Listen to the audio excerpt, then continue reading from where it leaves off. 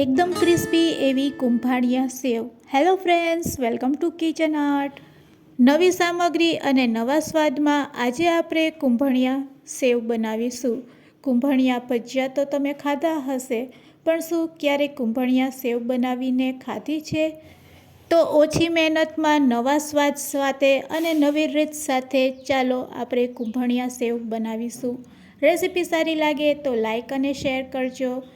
મારી ચેનલ ઉપર નવા હોય અને મારી ચેનલને હજુ સબસ્ક્રાઈબ ન કરેલ હોય તો સબસ્ક્રાઈબ કરી બાજુનું બેલ બટન દબાવવાનું ભૂલશો નહીં, જેથી કરીને તમને મારા નવા વિડીયોનું નોટિફિકેશન મળતું રહે.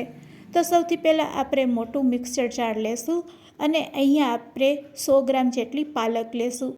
પાલકને સારી રીતે સાફ કરી ધોઈ અને પછી લેવાની છે. તે જ રીતે અહીંયા આપણે અડધા કપ જેટલી મેથી લેવાની છે. મેથીને પણ સાફ કરી ધોઈ લેવાની છે. થોડાક અહીંયા આપણે ફુદીનાના પાન અને થોડીક કોથમીર એડ કરશું. તીખાસ માટે અહીંયા આપણે 2 લીલા મરચાં કટ કરીને લેશું. હવે એક આખું લીંબુ આપણે કટ કરી તેનો રસ તેમાં એડ કરવાનો છે. તો લીંબુનો રસ એડ કરવાથી એક સરસ સ્વાદ જળવાઈ રહેશે પાલક અને મેથીનો. સાથે જો લસણ ખાતા હોય અને સિઝનમાં લીલું લસણ આવતું હોય તો તમે ચોક્કસથી લીલું લસણ પણ નાખજો. તો મેં આ રીતે મિક્સર જારમાં પેસ્ટ ગ્રાઇન્ડ કર્યા પછી 6 થી 7 નંગ લસણની કળી એડ કરી છે અને તેને પણ હું ગ્રાઇન્ડ કરી લઈશ. તો અહીંયા હવે આપણી સરસ પેસ્ટ તૈયાર છે. તો સેવ બનાવવા માટે હવે આપણે એક મોટું વાસણ લેશું અને તેમાં આ પેસ્ટને ગાળી લેશું. તો ગાળવા માટે આપણે મોટી ગળણી લેશું અને તૈયાર કરેલી આ પેસ્ટને તેમાં આપણે લઈ લેશું અને ગળણીની મદદથી સરસ રીતે ગાળી લેશું, જેથી કરીને એકદમ ફ્લેવરફુલવાળું ગ્રીન પાણી આપણી પાસે રેડી થઈ જશે. તો તમે જોઈ શકો છો આ રીતે આપણે દબાવીને બધું પાણી આપણે મોટા વાસણમાં કાઢી લેશું. બસ આ રીતનું જે કૂચો વધે છે તેને આપણે કાઢી લેશું સાઈડમાં. તો અહીંયા હવે આપણું ગ્રીન પાણી તૈયાર છે.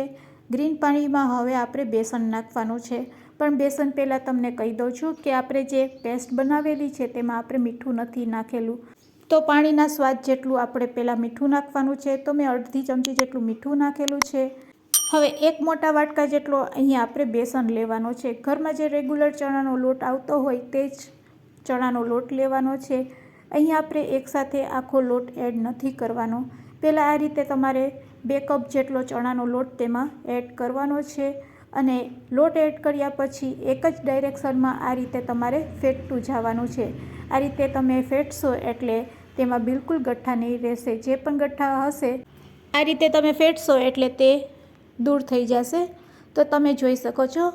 હવે જરૂર લાગે તો જ તમારે અહીંયા બેસન એડ કરવાનો છે. તો હવે તમે તેની થિકનેસ પણ જોઈ શકો છો.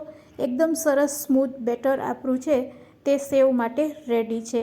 બસ હવે આપણે સેવ પાડવા માટેનો સંચો લેશું અને તેમાં ઘણી પ્રકારની જારીઓ હોય છે. તો તમારે જાડી સેવ બનાવવી છે કે ઝીણી સેવ એ તમારા ઉપર ડિપેન્ડ છે. પણ હું અત્યારે ઝીણી સેવ બનાવવાની છું. તો ઝીણી સેવની જારી આપણે લઈ લેશું અને તેને આ રીતે તેલથી ગ્રીસ કરી લેશું. આ રીતે સેવ પારવાના મોલ્ડને પણ આપણે તેલથી આ રીતે ગ્રીસ કરી લેશું. બસ ગ્રીસ કર્યા પછી જારીને આપણે સંચા સાથે ફિટ કરી લેશું અને ફિટ કર્યા પછી અહીંયા આપણે પ્લેટની ઉપર તેને સેટ કરી દેશું. બસ તૈયાર કરેલા સેવના બેટરને તેમાં આપણે ભરી લેશું. ભર્યા પછી સંચાને ઉપરથી આપણે ફિટ કરી દેશું. તો અહીંયા જેટલું બેટર એક બેચમાં ભરે તેટલું આપણે ભરી લેવાનું છે. ઉપરના ભાગને પણ આપણે તેલથી ગ્રીસ કરી લેશું અને પછી તેને આ રીતે પ્રેસ કરીને ફિટ કરી લેશું. તો અહીંયા આપણો સંચો છે તૈયાર થઈ ગયો છે. આ પ્રોસેસ તમે કરતા હોય ત્યારે તમારે ગેસ ઉપર તેલ ગરમ કરવા માટે રાખી દેવાનું. તો અહીંયા આપણું કઢાઈમાં તેલ પણ સરસ ગરમ થઈ ગયું છે. હવે આપણે ગેસની ફ્લેમ મીડિયમ રાખી દઈશું. મીડિયમ ફ્લેમ રાખ્યા પછી અહીંયા આપણે ક્લોકવાઇઝ આ રીતે સેવ પાડવાની છે. તો ઉપરના ભાગેથી સંચાને ફેરવતો જવાનો અને બસ આ રીતે એક બેચમાં જેટલી સેવ સમાય તેટલી આપણે પાડવાની છે અને હાઈ ફ્લેમ ઉપર હવે તેને આપણે પકાવીશું. એક બાજુ સરસ પાકી જાય પછી તેને ઝારાની મદદથી આપણે પલટાવી લેશું.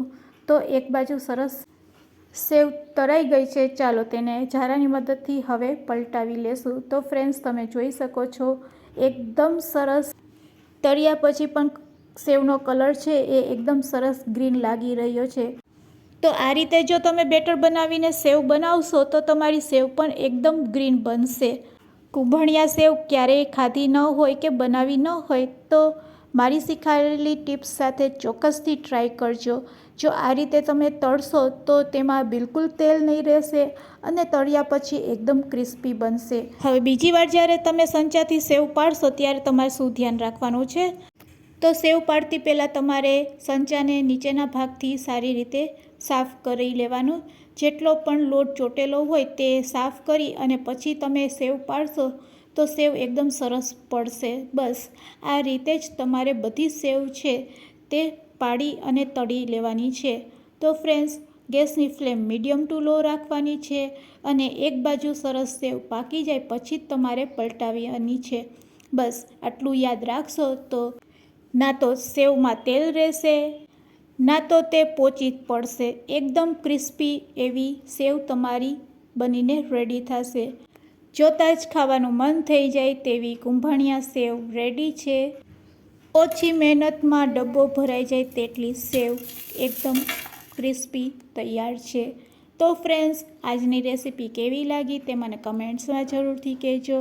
રેસીપી સારી લાગી હોય તો તમારા ફ્રેન્ડ્સ, મિત્ર અને ગ્રુપમાં શેર કરવાનું ભૂલશો નહીં. વિડીયોને એન્ડ સુધી જોયો હોય તો એક લાઇક જરૂરથી આપજો અને હા, મારી ચેનલને સબસ્ક્રાઈબ ન કરેલ હોય તો આવા નવા વિડીયો જોવા માટે મારી ચેનલને સબસ્ક્રાઈબ જરૂરથી કરી લેજો. Thanks for watching. ફરી મળીશું એક નવી રેસીપી સાથે.